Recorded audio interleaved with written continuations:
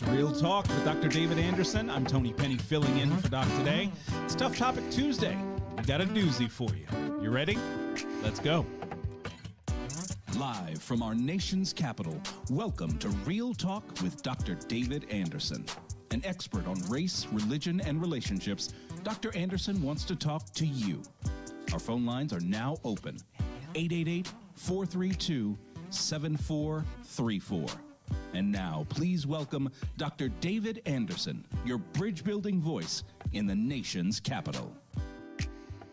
Good afternoon, folks. Welcome to Real Talk with Dr. David Anderson. I'm Tony Penny, assistant producer, filling in to the best of my ability today for the good doc.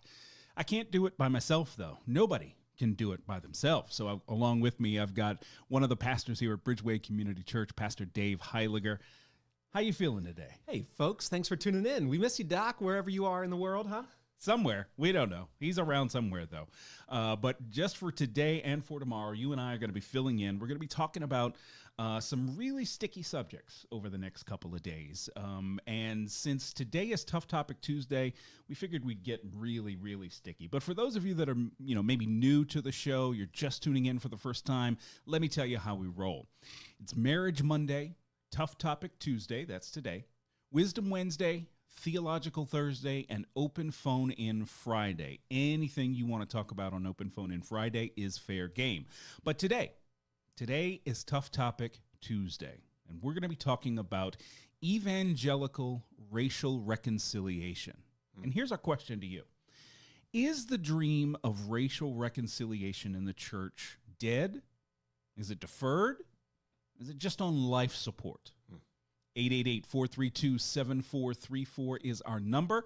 We'd love to hear from you on this topic. We're going to be talking a lot about things that have happened over about the past 15 years or so, maybe a little bit longer, as it relates to racial reconciliation in the church, and some things that have come along in that time to sort of reveal some cracks in the foundation, wouldn't you say? Well, Tough Topic Tuesday. This is for real jumping right into a tough topic with racial reconciliation in the church and really trying to identify, for those of you that are listening, where you stand on this. Because we can observe from afar, and maybe some of us have had some interaction with multicultural churches or churches trying to address some of this racial division. And I bet you have something to say about it. So I'm excited about hearing what the callers have to say, where they stand in this, in their view, whether this movement of reconciliation with the church is dead, deferred, or if it's on life support, critical condition. 888-432-7434 is our number if you want to jump in on the conversation. You can also go to our Facebook page and watch us live there and leave a comment, and go to our YouTube page as well. Make sure you like and subscribe, leave a comment there too. But before we do anything, before we talk about any of this, let's talk to the one who has all the answers. Let's go to the Lord in prayer, all right? And if you're driving, keep your eyes open. Dear Lord, we are so grateful that you built a bridge from heaven to earth, and you came to reconcile us to yourself. We ask, Lord, that you be with us in this hour, that you give us wisdom and discernment, that we would speak civilly to one another, and that we would figure out what it is you would have us do to become a church of one body but many parts that works together in unity and in love to reconcile all of humanity to you. We ask all of this in Jesus' name. Amen and amen. So not too long ago, a gentleman by the name of Dr. Jamar Tisby, who works for the Center for Anti-Racist Research at Boston University, wrote an article.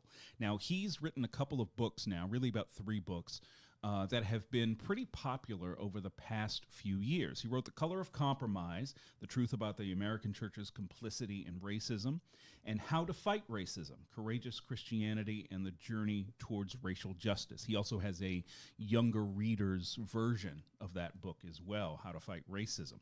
But last month, he published an article entitled Trayvon Martin's Murder and the Death of the Evangelical Racial Reconciliation Movement. And in that article, he posited that the killing of Trayvon Martin in 2012 and the subsequent acquittal of George Zimmerman in 2013 the man who shot him, marked the beginning of the end of the evangelical racial reconciliation movement, a movement that really had kind of got started in the 1990s, had gained a lot of steam over the course of about 20 years or so. And that since then, since that murder of Trayvon Martin, the killing of Trayvon Martin, each killing of unarmed people of color has done more to erode the momentum of the racial reconciliation movement that took off in the 90s, so much so that Dr. Jemar Tisby believes it'll take a miracle for the evangelical church to make strides, not just towards racial reconciliation, but more importantly, towards racial justice. So today we're asking you, is the dream of evangelical racial reconciliation dead? Is it deferred? Maybe it's been set back a little bit. Or is it on life support? And it really is going to take a miracle to bring it back to life. Dave, what are your thoughts? Well, good thing we follow a God who's in the miracle business. Yeah. And I think no matter what, if we all have a flash of genius in this moment and we all come along the same line of thinking in how to bridge these deep divides of color, class, and culture, and we all start moving forward, making all the right decisions, we're still going to need a lot of grace and the miracle of God to repair that which has been broken. So I agree with the starting point that it will take a miracle, but not just, that doesn't mean we can go into autopilot and just say, all right, God, if you're going to fix this, go ahead. We're counting on you to do it. But what steps, really strategic and purposeful steps of healing can we take part in to follow God's leading of reconciliation, if you want to call it that? Right. And some people don't necessarily want to call it reconciliation. Reconciliation implies that there was a togetherness and then a split or a break, and we're trying to bring it back together. There's some people that believe that there's never been togetherness between black people and white people, so how can we reconcile when we were never conciled, if you will, to begin with? So once you start using the wording about racial difference, ever since there was racial language, there was division. Right. So where's the reconciling of that? And reconciliation is a biblical term too. And so I think Christians specifically have a hard time letting that go or seeing it differently because we can read in Scripture that reconciliation is a ministry that we have. So maybe we can even explore that a little bit with you as you're listening, wherever you are. What words do you prefer? Do you prefer using racial reconciliation? Do you prefer racial justice? Do you prefer racial unity? Like, what are we pursuing? Racial healing? What kind of language do you put around it? And does that matter to you? Do you get upset when people talk about reconciliation? We'd love to hear from you. Maybe the term justice is one of those words that is kind of a trigger word for you. 888-432-7434 is our number. 888-43-BRIDGE. You know, much has happened in the world since Trayvon Martin was killed in 2012. We've had so many more unarmed people killed. We've had a huge political divide open up on us and other stuff. So there's been a lot to kind of drag us down, but I think we can get back there. We want to hear from you. We'll be right back.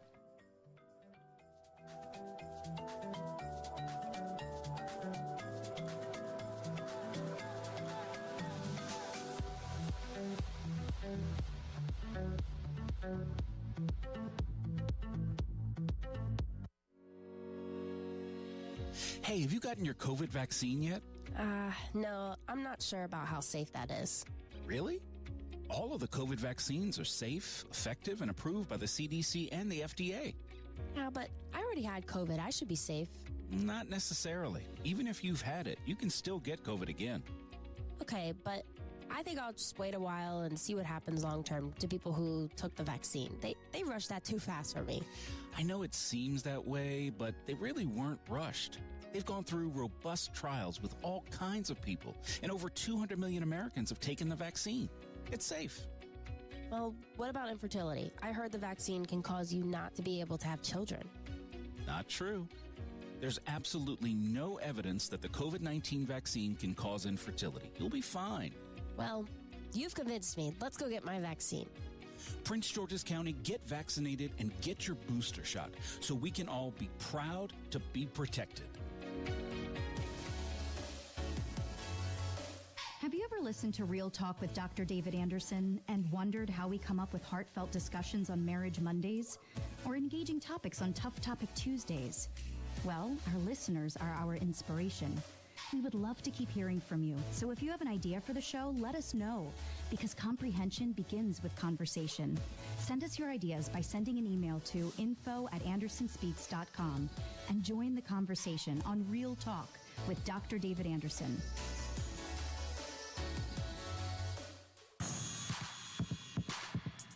Welcome back to Real Talk with Dr. David Anderson. For more information about this program or for resources from Dr. Anderson, please visit andersonspeaks.com. To watch on Facebook Live or to view past episodes, visit Dr. Anderson's public figure Facebook page. Just search Dr. David Anderson and click like. You can also watch live on YouTube. Just search for Anderson Speaks, all one word, and make sure to subscribe. Join our text community and receive a free weekly textpiration from Dr. Anderson. Just text the word INSPIRE to 97000. That's INSPIRE to 97000. And now, back to Real Talk with Dr. David Anderson.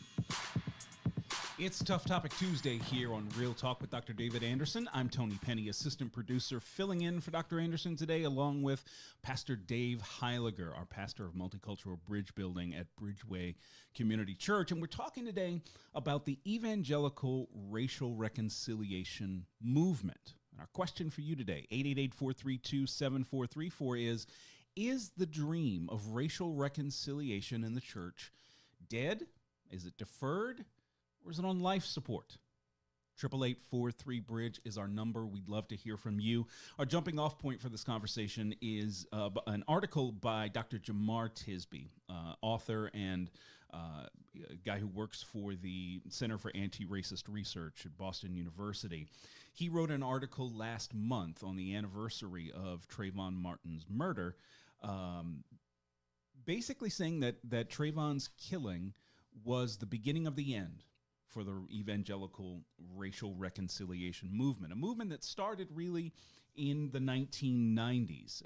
We saw a lot of churches start to be planted in the 90s with the intention of being multiracial in its leadership, in its staffing, and hopefully in its congregation. They wanted to be multicultural. They were intentionally multicultural. You saw movements like the Promise Keepers embrace racial reconciliation. You saw Pentecostals come together to talk about racial reconciliation. And churches did a lot of things during that period to try and move towards racial unity and harmony within the church. They would do things like pulpit swaps. A predominantly white but maybe multicultural church would have their pastor swap out with the pastor of a predominantly or historically black church for a Sunday, and they would preach at each other's churches, and they would maybe hire an associate minister who was black, or a music minister, music pastor, worship pastor that was black, and certainly they would try to foster and encourage cross-racial friendships. They really wanted people to see past color and just sort of get to know one another across those lines. In his article, Dr. Tisby says, more committed to grand events than substantive partnerships, more concerned with visible diversity than changing mindsets, and more invested in personal relationships than policy transformation, the veneer of unity in the U.S. racial reconciliation movement cracked under the pressure of the murder of a black teenager named Trayvon Martin in 2012. Do you think that's true? You know, the conversation around race really started to change 10 years ago. If you were to dial the clock back to George Zimmerman and Trayvon Martin, I think the general conversation around race within the church felt very different than how it does today. And we saw somebody on Facebook ask the question, what is racial reconciliation in the church? I think that movement put a high value on relational reconciliation, person to person, individual relationships, and trying to mend an affect between two people where they feel like they are now friends with one another. Right. Now the conversation is speaking much more directly about institutional or systemic issues when it comes to racism. And that framing doesn't fit too well within that previous model of racial reconciliation with the church. Yeah. And so I think that's where one of these major divisions exists in how historically, I mean, thinking back through the 90s in through the 2000s, how the church was approaching reconciliation, very individual, relational, and how now they're being asked to speak about it, systemic and institutional. Yeah. And it just seems like the church doesn't quite know what to do with that, and they resist it. There's a lot of resistance going on, and that's creating more and more damage when the people of color were beginning to trust, and this is speaking for me as a white guy, just being an observer, but people of color beginning to trust their white brothers and sisters in the church and believing that they want to heal these deep divides. And then when they want to bring up issues of systemic racism, what they thought were these white friends that they had are now shutting down conversation and really demonizing those that bring up issues of justice, those strong words of justice and accountability, and systemic racism. Yeah. And so that pushback is hard. That pushback is really hard, and it's done a lot of damage from what I can see. Yeah, and I think a couple of things come into play when we talk about this, and the shift in the conversation and the tone of the conversation from, let's say, pre-Trayvon Martin to post-Trayvon Martin. One of which is we have now the ability to film anything, anytime we want to, and that's right in our pockets. Someone can pull out a camera and video police brutality, police killing, anything they want. And it immediately goes to the next thing that I was going to say, social media. And that makes it viral. And that sends it out to everybody in the world. We didn't necessarily see that with Trayvon Martin because nobody videoed that. But certainly with many other killings by police of unarmed black people, or in some cases even armed black people, but certainly were not intending to use that weapon. We saw people videoing this and posting it on social media right away. So, around the time of Trayvon and certainly after, you see more of these incidents being filmed and these incidents then going viral on social media. Now, prior to, the mid 2000s or so, you didn't necessarily have that capability on your phone. So nobody really saw it. We heard about it. The picture was just so granulated Right. and So pixelated. Nobody could yeah. even see it anyway. Right. You didn't know what you were looking at. But we still knew, especially those in the black community, we knew that things were going on. We've known for generations about police brutality against black people. Certainly Rodney King's filmed beating was a wake-up call to a lot of people who didn't necessarily believe that kind of thing happened. Right. And now with the Rodney King video, you saw it almost live happening. Tisby basically says that the starting off point for this dream of racial reconciliation in the church dying was the killing of Trayvon Martin. I would actually say it was before that. I'd say it was the campaign and the election of Barack Obama as president of the United States. I think there you started to see some of the cracks in the foundation of racial reconciliation within the church, because there were a lot of evangelicals, a lot of white evangelicals who had tremendous pushback against Barack Obama as president of the United States for a variety of reasons. Some of them legitimate, some of them not. But that was when I think people within that racial reconciliation movement, specifically people of color, started to go, wait a second, I thought we were, on the same page here about this. We have this historic moment, at our doorstep, and you're saying things that I never thought I'd hear you say. Now, I certainly Trayvon Martin accelerated that decline. But But I you're think it saying goes the, back the even further. backlash began to start in '08. In 2008, where yeah. things started to be revealed that were underneath the surface the whole time. Right. That we're good, you and me. I could say I have black friends, right? Mhm. But when it comes to really celebrating what a momentous event it was to see a person of color take the highest role in our country, the celebration was different on all sides. Yeah, totally different. And for many of us, it was diluted. 888-432-7434. That's our number. We want to hear from you. Evangelical racial reconciliation. Is the dream dead? Is it deferred, or is it just on life support? What do you say we go to the phones? That sounds See great. what folks have to say. Let's talk to Lawrence in Ellicott City, Maryland. Lawrence, welcome to the show. Hey, Tony, great to talk with you. How are you? Doing great, thanks. What's on your mind today? My thoughts are, I think it's a great conversation. I really appreciate what you're saying about relationships and how relationships matter. It really changes the perspective that you might have of an individual in particular. My thoughts are that the racial reconciliation movement definitely has some challenges that it's enduring right now in the evangelical church. But I think that it's a time to really kind of come back and focus and see if the racial reconciliation movement is not perhaps being compromised by another movement that may not be focused on biblical justice, but focused on maybe a different type of justice that's really more so kind of in the political realm. And I think that that's where some of our brothers and sisters in the church might be getting caught up on some things, where if their politics may not align with something that might be kind of situated with the social justice movement or more broadly, the racial justice movement, I think that that's where some people might have some questions.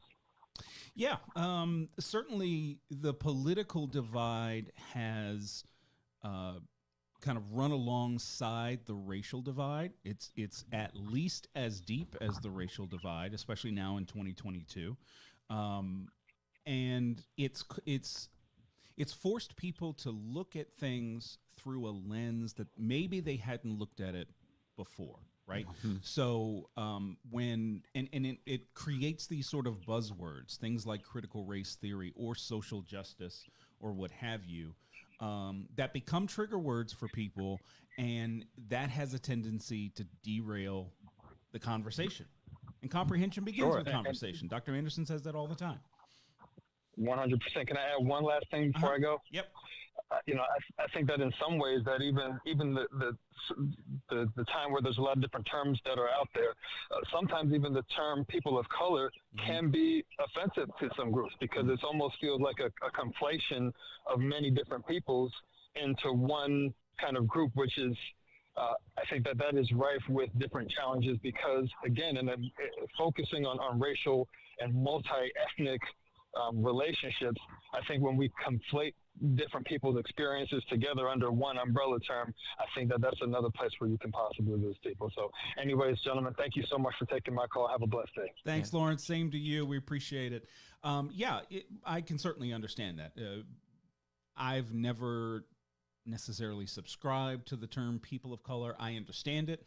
I'll use it from time to time when I'm talking about a larger umbrella, but certainly even within the Black community, our experiences are diverse and different. And, there are many of us that may not necessarily have direct experience with police brutality, for example, but we most likely know somebody that does.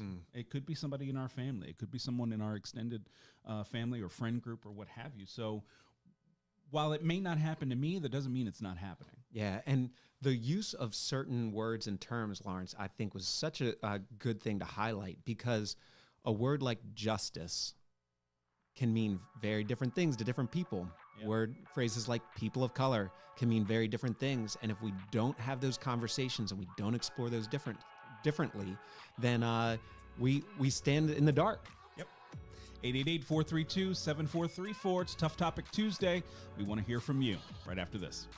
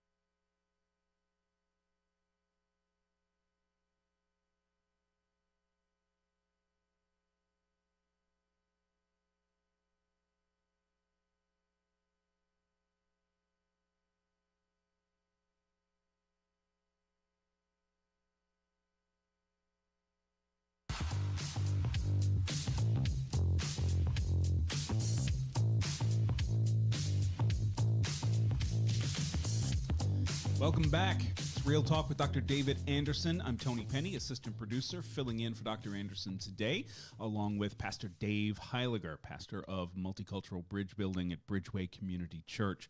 It's Tough Topic Tuesday. We're talking about evangelical racial reconciliation and whether the dream of racial reconciliation in the church is dead, is it deferred, or is it just on life support? 888-432-7434 is our number. You can also watch us on Facebook and YouTube. If you search Anderson Speaks, leave us a comment there if you can't give us a call. We'd love to engage with you.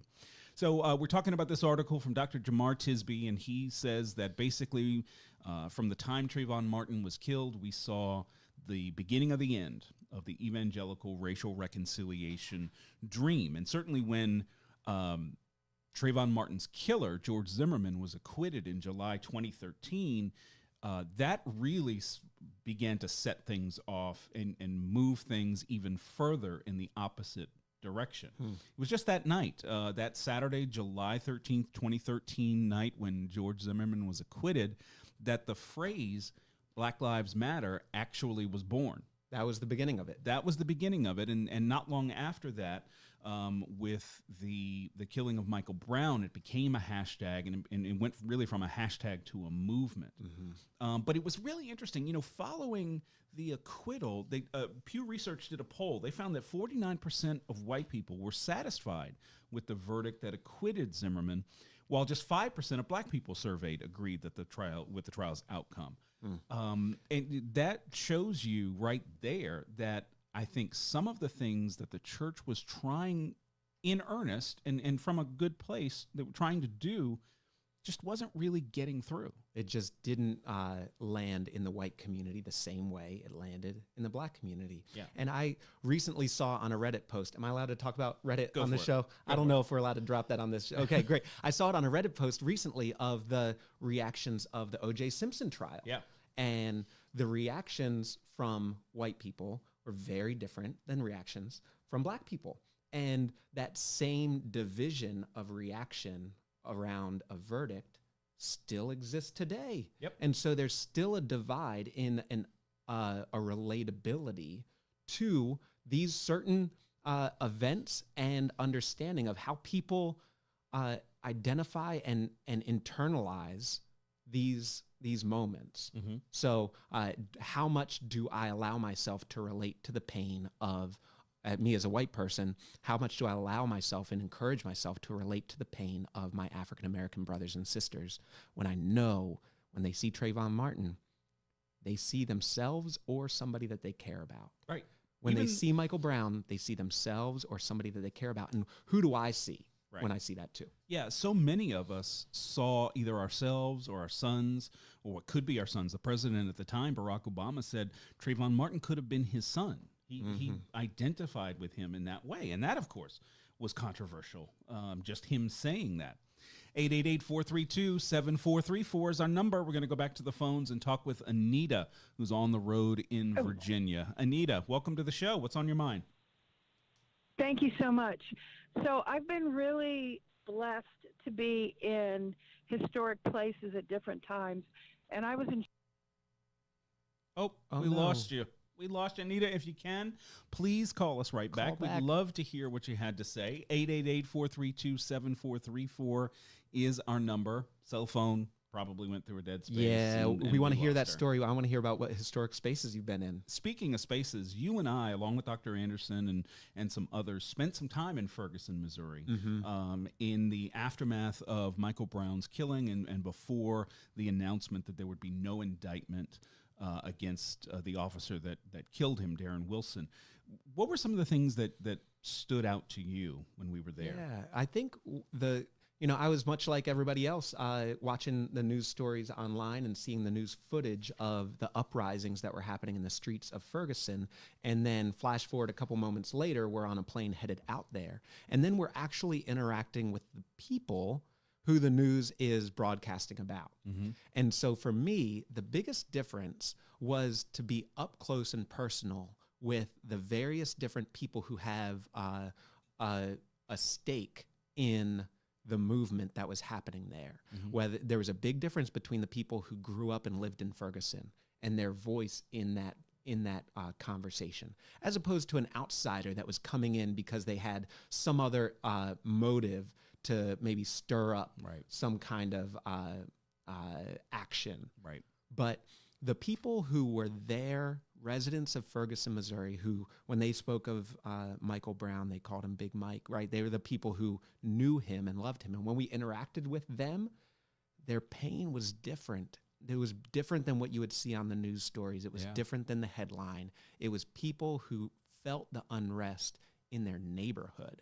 And I think that was the biggest difference for me as we sat down with them and the chief of police and the mayor of Ferguson, and we tried to convene this conversation of understanding. The things that came across the most was when it was the most personal to the folks that were in that room. Yeah, I remember, the police chief saying, look, when my guys are out on patrol, I'm going to tell them they need to slow their cars down, get off their cell phones, get off their laptops, roll the window down, smile, and say hi. And I thought to myself, that's the lamest possible way that you could, try to make things right. But the protesters in the room, the people who lived in that community that were in the room, erupted with jubilate. It was like, yes, that's exactly it. That's all we want you to do. It showed that it was incredibly personal for them, and it affected their day-to-day lives. Right. This wasn't just an ideological movement on their part. When they said Black Lives Matter, they were talking about the people that lived next door to them, and they talking about their very own bodies. Yep. Anita's back, so when we come back from this commercial break, we're going to talk to her and everyone else that's holding on. Don't worry. We'll be right back.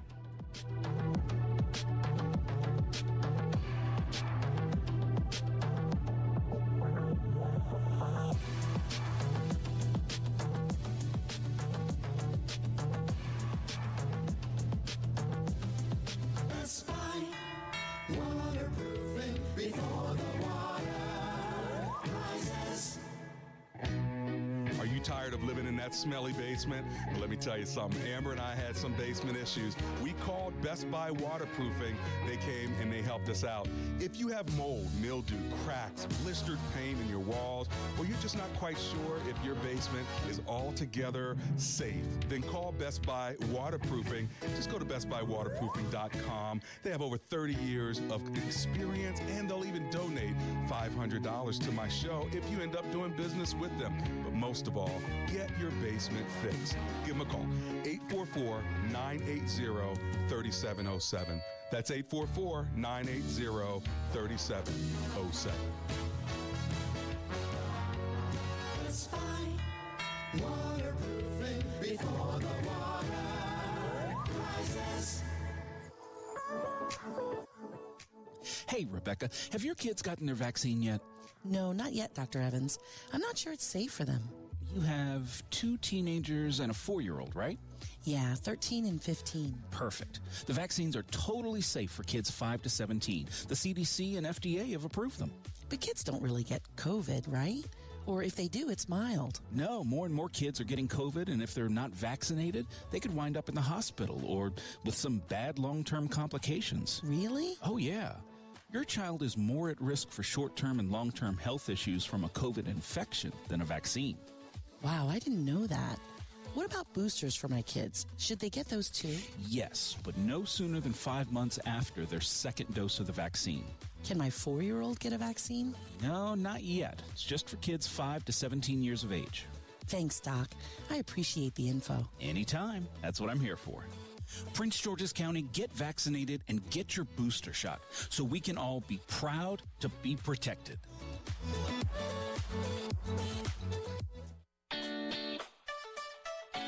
Have you ever driven through neighborhoods and seen beautiful uplights? You know what uplights are? They're when they shine the light on the trees, they shine the light on the house, and it looks absolutely gorgeous.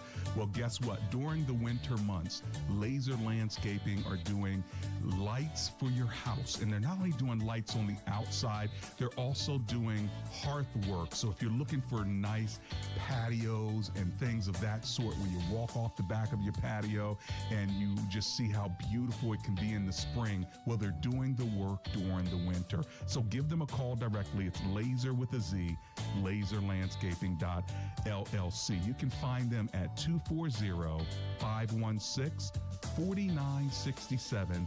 Ask for Fidel, Laser Landscaping LLC.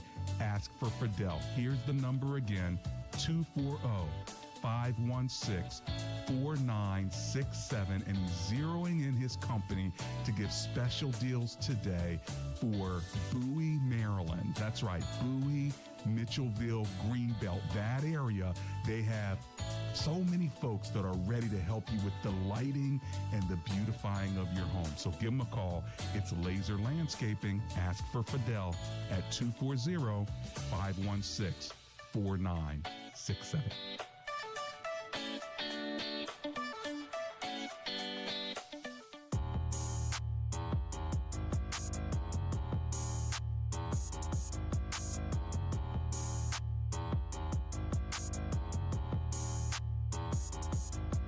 It's Real Talk with Dr. David Anderson. I'm Tony Penny filling in today. It's Tough Topic Tuesday, and my sidekick here, Pastor Dave Heiliger, pastor of Multicultural Bridge Building at Bridgeway Community Church. We're talking about evangelical racial reconciliation and whether or not the dream of racial reconciliation in the church is dead, is it deferred, or is it on life support? 888-432-7434 is our number if you want to give us a call and let us know what you think. Anita is on the road in Virginia. We had her on a little while ago before we dropped the call. We lost the call. Anita, please continue your story. We'd love to hear from you. Okay, so I was in Charlottesville in 2017 at the Nazi rally. Literally elbow to elbow with Nazis. People who absolutely hated black people and women for a lot of them. But that was a turning point in my life.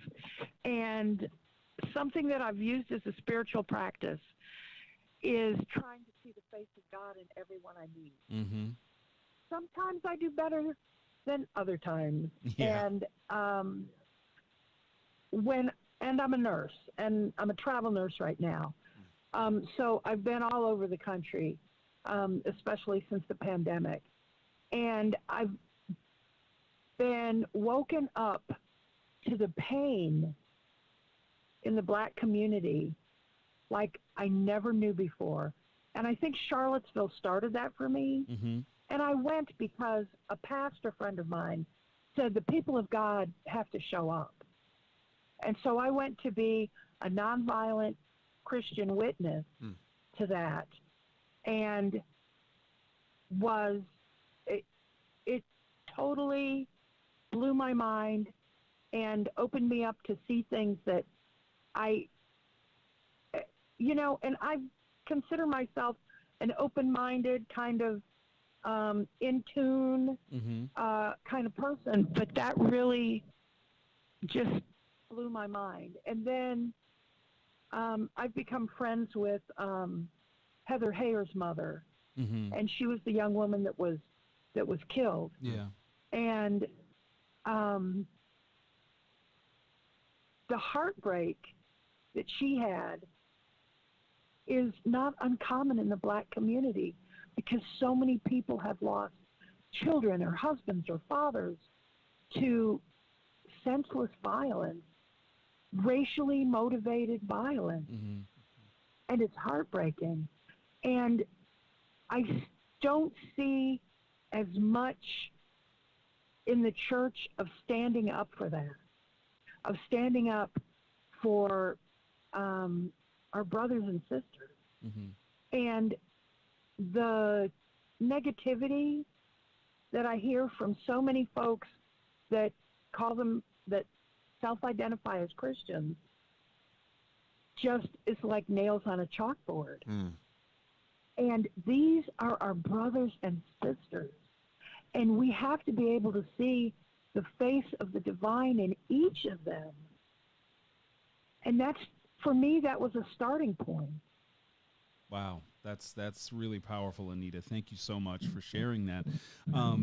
Since the Unite the Right rally that you attended as sort of a nonviolent counter protester, where do you think we are, not just as a nation, but really kind of as maybe more of the Big C church? Where do you feel like we are, and how can we get back on track and move forward?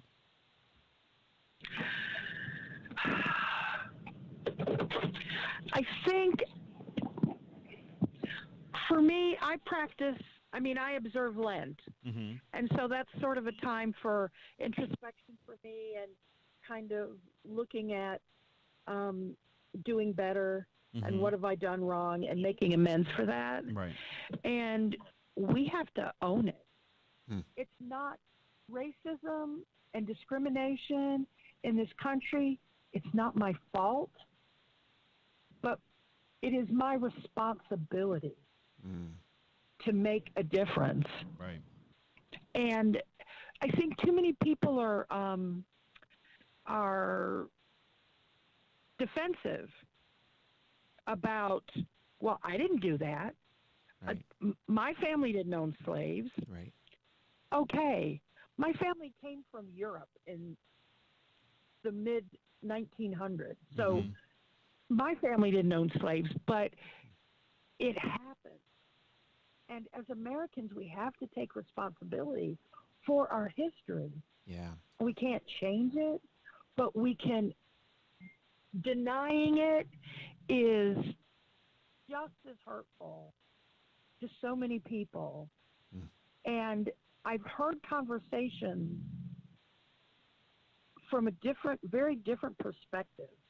And as an ally, I have to stand up because so many black people just won't, because why bother? Yeah.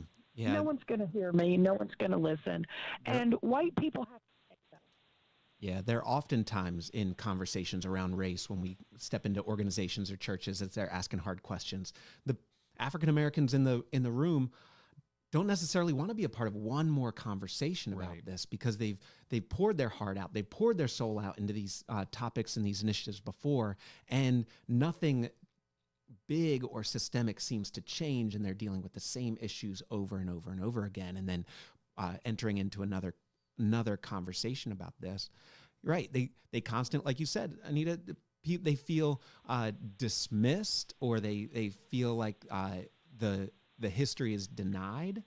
And I just think it's very, I think your example of entering into the pain of our African-American brothers and sisters is a crucial first step to enter into the pain and to feel it with them. Like, I mean, 1 Corinthians chapter 12 says it, suffer with those who suffer. Right. And that is a crucial first step to healing. Anita, thank you so much for calling and calling back. We really appreciate it, and we certainly appreciate your words. Thanks a lot. Well, thank you for taking my call. My pleasure. My pleasure. For Jamar Tisby said in an interview once, if you're black and you start speaking out for justice in majority white spaces, you either sell out, burn out, or get pushed out. Wow. It's a tough topic here on Tough Topic Tuesday. We'll be right back.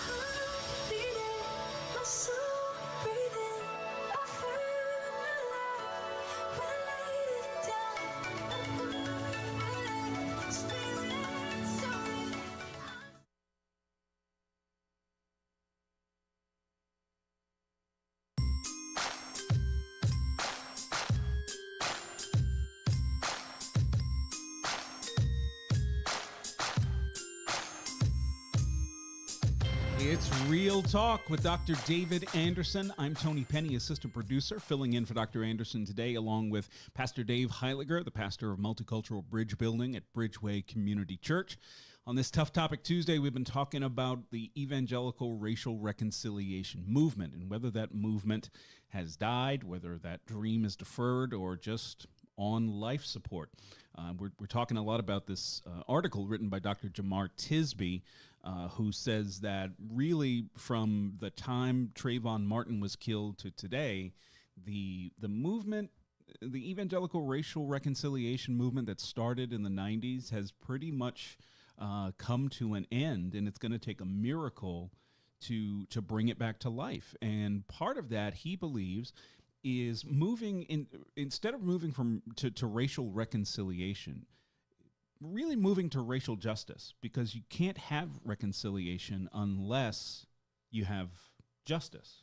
And I think a lot of folks in the church want to rush reconciliation, and you can't rush reconciliation. And we all know that, those of us that have kids or have had brothers and sisters, when you get into a fight and your parents say, kiss and make up, hug and make up, shake hands and make up, and you want to rush that reconciliation. People do it with a sour face and with big hesitancy. Yeah. The same thing applies today. If you say, all right, can't we all just get along? Let's rush and make up. Let's pursue reconciliation.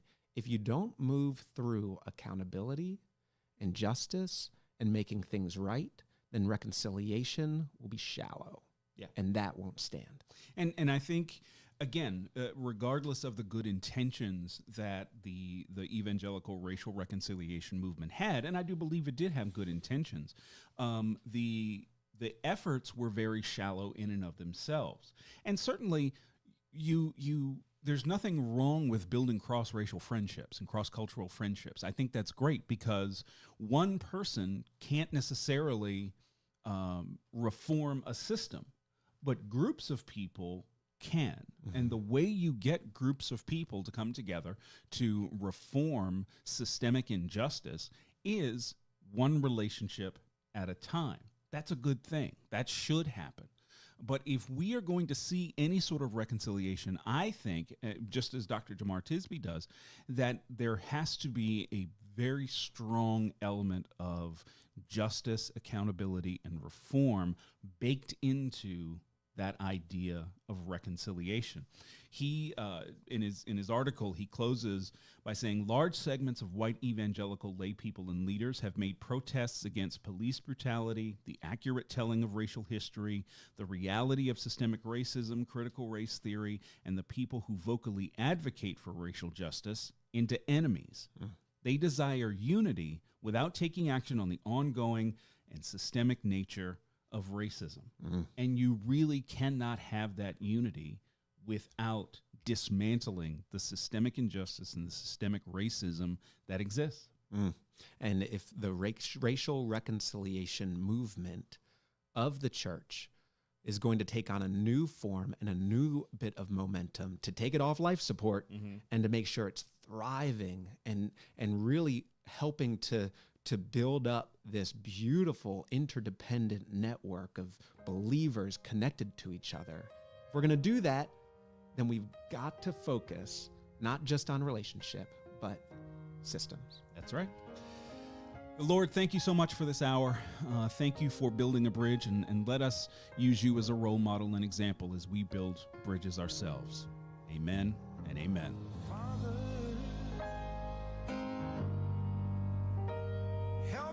Children,